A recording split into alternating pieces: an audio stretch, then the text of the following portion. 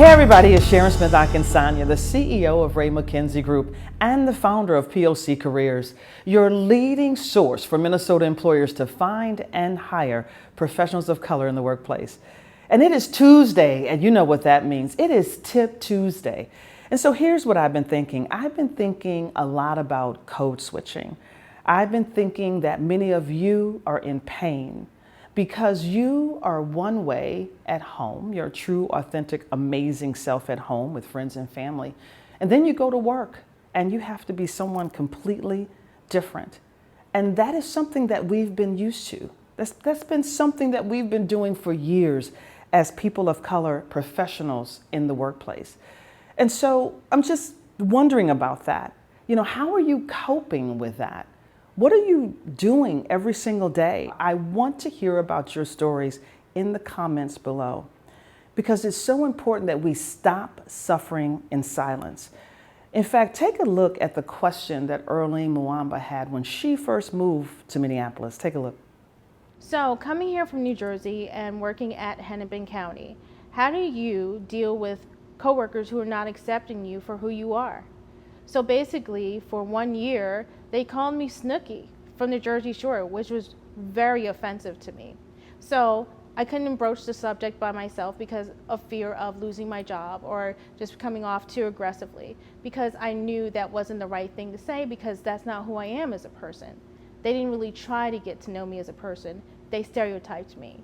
So in terms of a person of color, how do you deal with that and actually broach that conversation or have the conversation with managers? I didn't know how to do that. So what would have been your solution?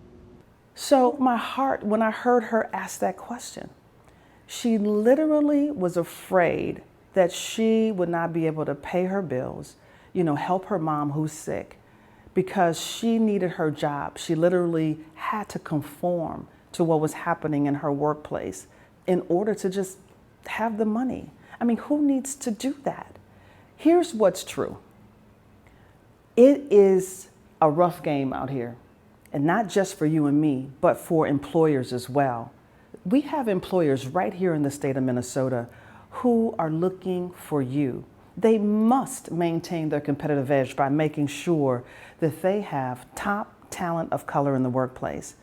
And if you feel like that your employers, your leaders, your CEO, your CHROs, your D&I executives aren't paying attention to you, if you don't have a safe space to be able to talk about what's happening in the workplace with regard to you being able to bring your authentic self to work, it just might be time for you to find another place to work. Maybe it's time for you to get your networking game in order and look for an employer who is dead serious and committed about increasing racial inclusion and acceptance in the workplace, because they're looking for you. It's competitive. Don't think that you don't have choices because you do.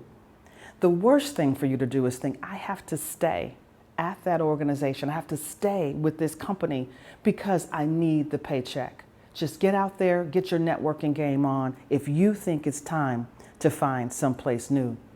So make plans to attend the People of Color Career Fair if you think it's time for you to change employers, because these employers have been vetted by us. Come and meet those who are committed to diversity and racial inclusion in the workplace at the People of Color Career Fair. It's coming up Tuesday, October 8th at the Minneapolis Convention Center. You can just register today at POCcareerfair.com. And if you want more tools, tips, and advice about how you can move your career forward, just log on to POCcareers.com and check out our blog. Until next time, it is Tip Tuesday.